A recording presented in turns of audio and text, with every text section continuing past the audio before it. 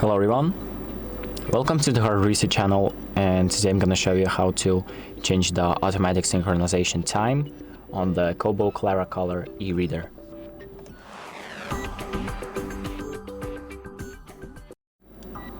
So the first thing that we're going to do is go to the More tab by pressing on the More button on the bottom right.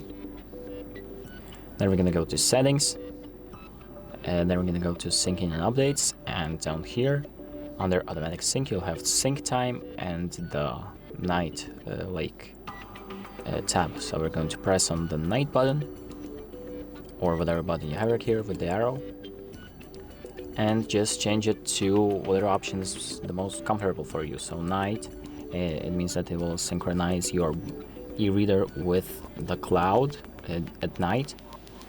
Morning means in the morning, and so on and so on. So just select the option that you want, and once you've done that, just you can exit out and your options will be saved automatically. So that's about it.